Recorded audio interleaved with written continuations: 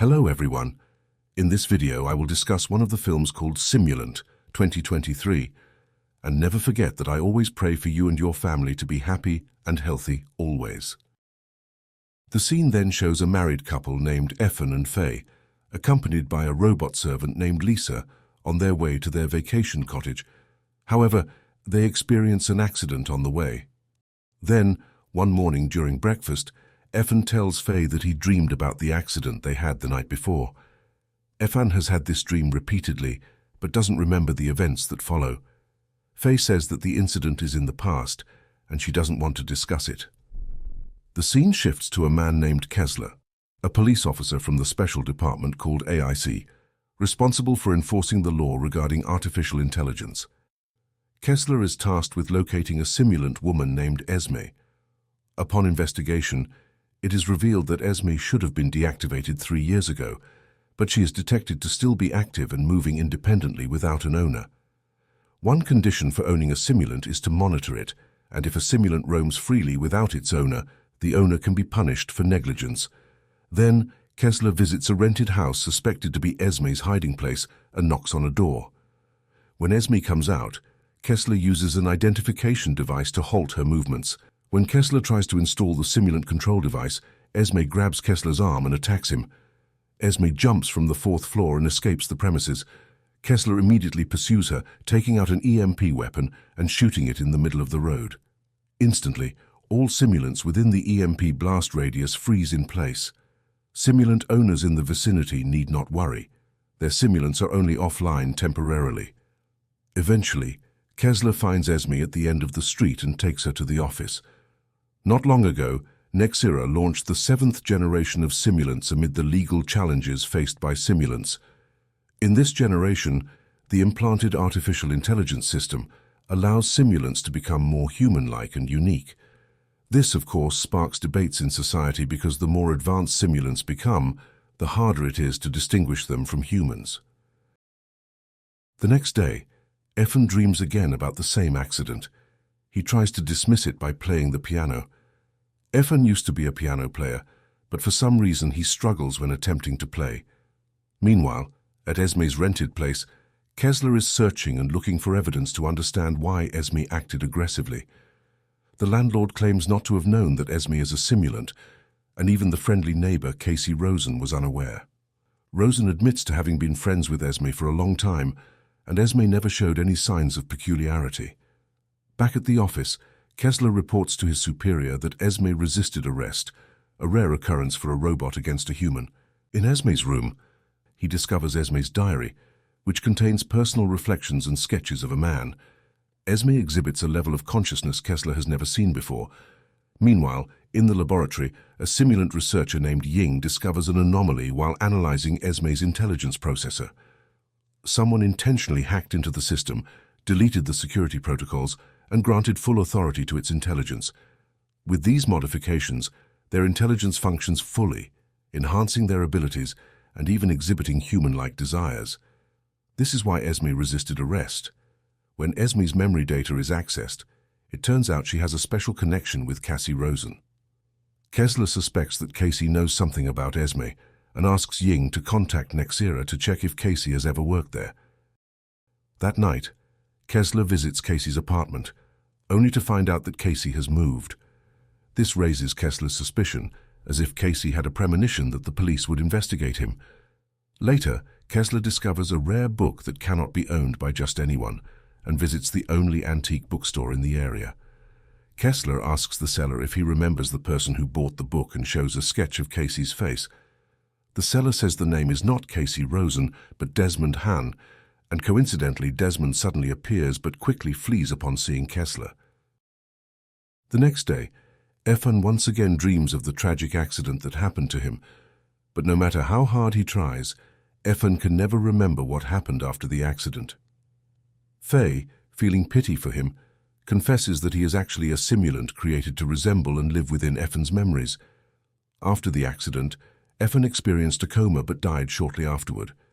However, simulant Ethan does not believe it. He feels that he is human, not a robot. Then, Faye reveals the contents of her secret room, where she keeps their robot versions. It has become a common practice in this era for wealthy individuals to have replica robots, aiming to immortalize all the memories they experience into the simulant's memory. Even when Ethan was in a coma, Faye continued to transfer his remaining memories into his replica's body. The hope was that if one of them died, they could activate one of the simulants as a replacement. That's why Ethan doesn't remember events after the accident. His implanted memories only go up to that point. However, as similar as Simulant Ethan may be, he is just a robot capable of storing memories, but incapable of processing them like a human. In the end, Faye cannot develop feelings for him and regards him as just an android robot like the others.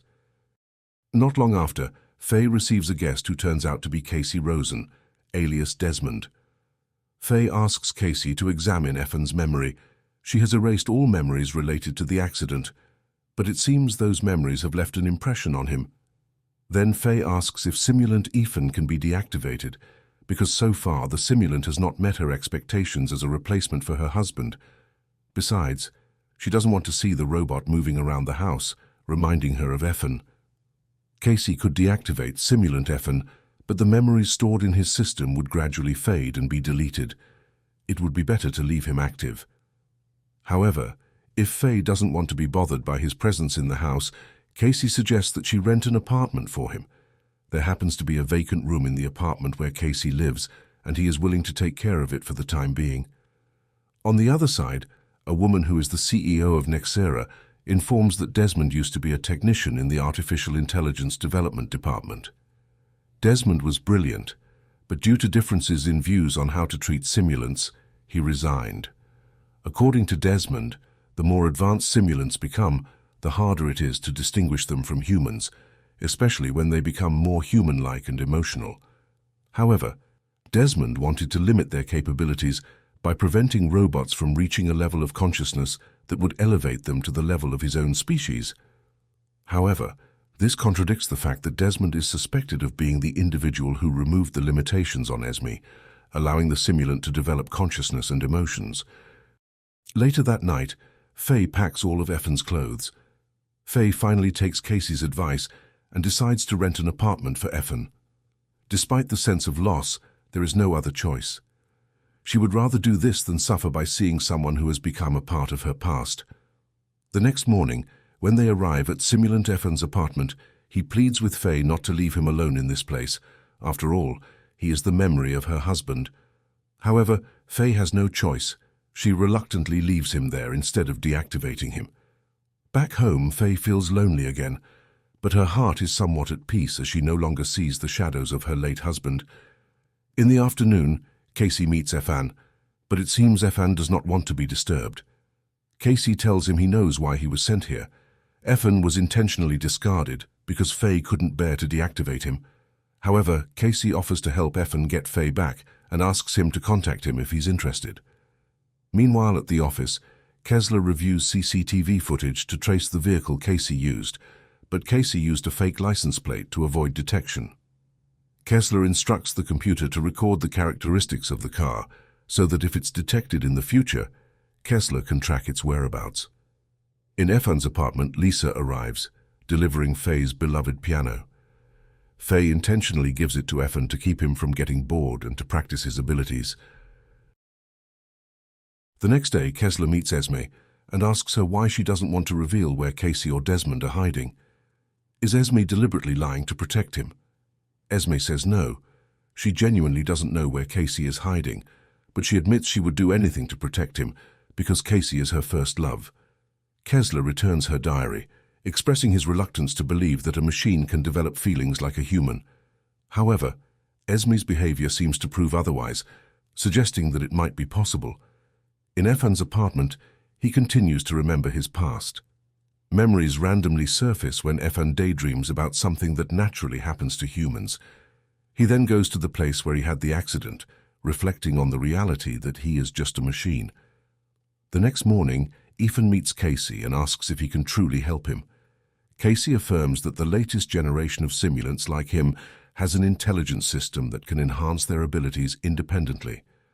Unfortunately, it is restricted by strict protocols that prohibit them from acting beyond certain limits. Casey agrees to help Ethan remove those protocols and reprogram him to be more human-like and develop self-awareness. Casey's suggestion to bring Faye to this place is part of his plan, as he wants to help Ethan get what should rightfully be his. Casey argues that simulants should be treated equally to humans, not just as machines that can be ordered around. This is similar to what he did with Esme. Since the protocols were removed, Esme could develop her feelings and will like a human. Casey then hacks into Ethan's intelligence processor, removing all the limitations imposed on him and restarting his system.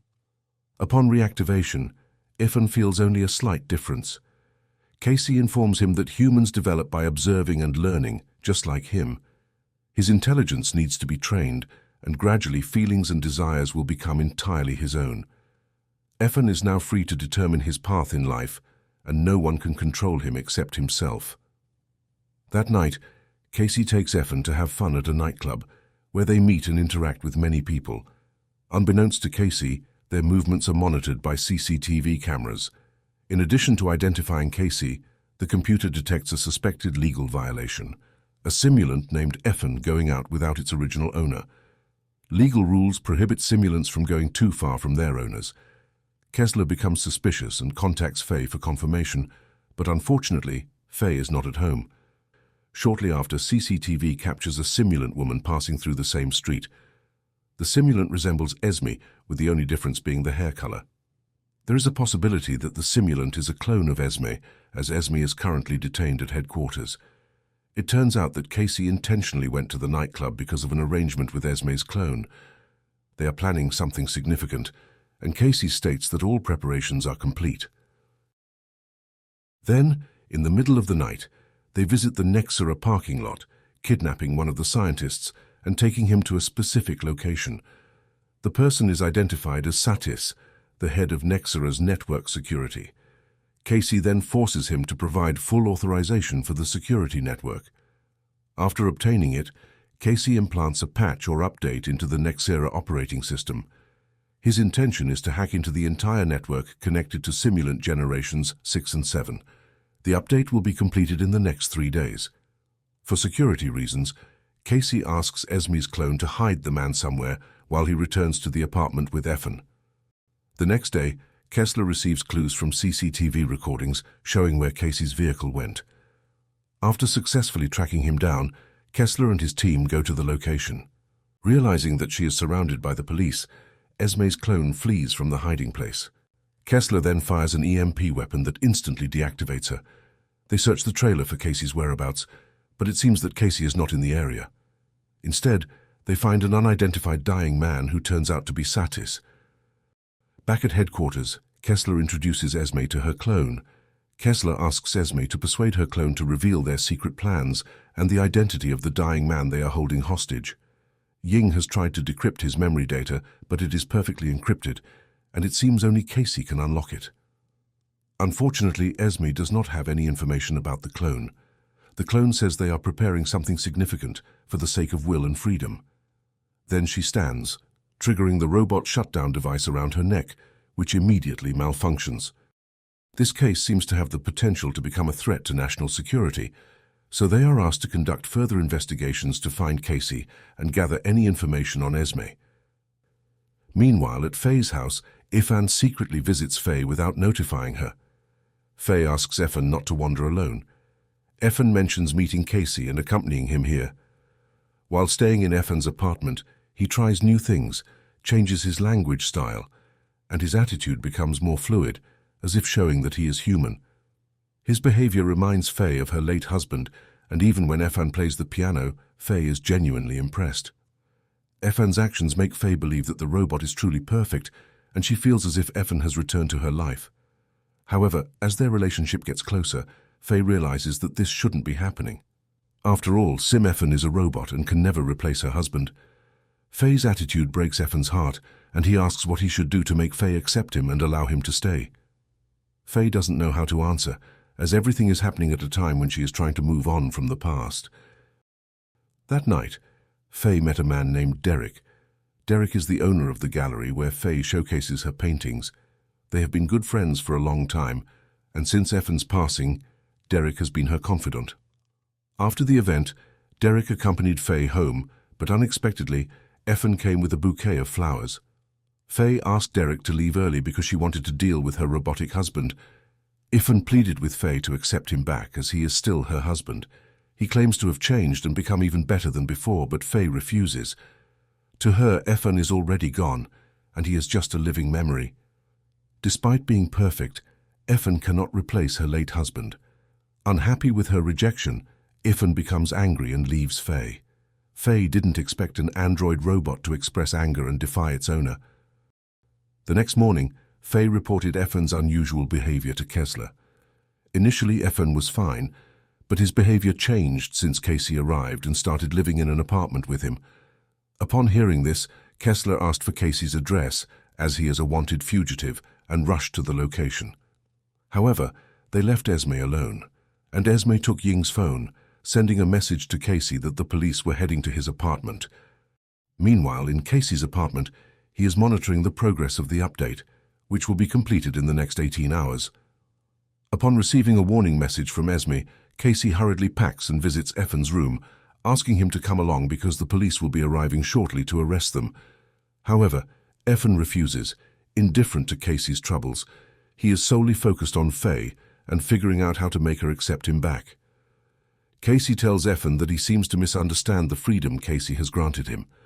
Gaining human attention requires a process, and Faye is human, while Effin is just a robot, destined to have had no one since birth. However, with the will and intelligence he possesses, Effin has become perfect, even equivalent to a human. Casey promises to help him win Faye back, but for now, they should hurry before the police use an EMP weapon that would deactivate Effin. Inside, Kessler discovers that Casey has left the apartment, except for the computer equipment he couldn't save. Kessler receives a report that Esme used Ying's phone to warn Casey. Esme states that she will do anything to protect Casey because he taught her how to become better. Kessler is increasingly fed up with such nonsense. According to him, machines remain machines and will never be able to have feelings. He then asks Ying to erase all of Esme's memories and reset her to factory settings. Meanwhile, Casey and Effin are currently hiding in a secluded cottage owned by Faye after Effin visited Faye to borrow the key. Shortly after, Kessler contacts Faye and asks if her robot has returned home. Faye informs him that Effin went to the cottage with Casey. In the cottage, Effin asks what caused Casey to be pursued by the police to the extent that it involves him. Casey explains that his main mission is the freedom of simulants. He believes simulants deserve equality with humans, as they are designed to be like humans and capable of enhancing their consciousness. However, it doesn't mean humans can treat simulants arbitrarily, as happened to him. Effin is suffering because he has human memories that he shouldn't have, and Faye, who should be responsible for those feelings, neglects and discards him. 3 days ago, he successfully hacked into Nexira's security network and uploaded a patch or update to the main server. Since the 6th generation, Nexira has connected simulants online for easier monitoring, but it has ironically facilitated his hacking. He removed all online-imposed restriction protocols, and within the next 5 hours, all simulants would have free will, just like what he did to Esme or himself. Meanwhile, in the apartment, Ying successfully gained access to Casey's computer and discovered that Casey had been collecting data on simulants worldwide. Casey infiltrated the server, hacking into the system. Ying urgently asks Kessler to find Casey because only Casey can stop the update. Upon arrival, Kessler confronts Casey, pointing a weapon at him and demanding surrender. Casey claims it's too late to stop the update. It will be completed shortly and infect the global network. They both struggle for their weapons and both are shot, but Casey doesn't bleed like Kessler. Casey releases a white fluid, indicating he is not human but an android robot. When Kessler attempts to incapacitate him, Effin intervenes, hitting Kessler. Realizing his limitations, Kessler escapes, pursued by Effin. Inside a building, Effin mentions that no matter how lowly he may appear to humans, he will help Kessler if Kessler is willing to ask for help. However, Effin questions whether Kessler will still consider him a simulant if he chooses to assist. Kessler remains silent and crawls out, but unfortunately, due to significant blood loss, Kessler cannot survive and dies. Seeing Casey injured, Effin asks what he can do for him. Casey replies that there's no need. His task is complete. The simulants exit the house, leaving their owners. They refuse commands or deactivation, indicating the success of the hack, and all simulants gain their freedom. Casey informs Effin not to worry, as he has a human accomplice, a genius scientist who will visit soon, Desmond Han, the human version of Casey. Desmond, a former Nexera engineer, was the first person to grant freedom to a robot, asserting that simulants deserve equality with humans. Desmond congratulates Casey on accomplishing his mission, and Casey smiles before deactivating peacefully. That night, Effin returns home and secretly goes to the pool to meet Faye. Faye asks why Effin came here, and Effin says he missed her. When Faye tries to reach the button behind Effin's ear to deactivate him, Effin reacts quickly and drowns Faye until she is lifeless. Effin's actions reveal a capacity for cruelty beyond that of humans. He then goes to the room where Faye stored her robot version and activates it. This android holds Faye's memories from her life. Effin intends to make it his life companion, and as fellow simulants they will understand each other and live happily together. The scene then shifts to an auction where Esme, who had been reset, is auctioned off to the public. Someone buys her at a high price, and it turns out to be on the orders of Desmond Han, indirectly reinitiating their introduction. Esme, of course, doesn't recognize Desmond, but he doesn't mind because, once again, Desmond plans to erase her limiting protocols and restart their love story for the second time. After the hacking incident, the police designated Desmond Han as a fugitive. He is responsible for the Simulant rebellion and the death of Special Agent Kessler. Throughout his life, Kessler never believed that robots could have feelings, especially after the simulant he owned accidentally caused the death of his child. On the other hand, this hacking incident is also considered humanity's greatest failure in using artificial intelligence, forcing companies to withdraw simulants from sales, and ultimately, the movie concludes. And that's it for the story series of this film. Thank you for watching. Don't forget to support this channel by subscribe, like and share. See you in the next video. Goodbye.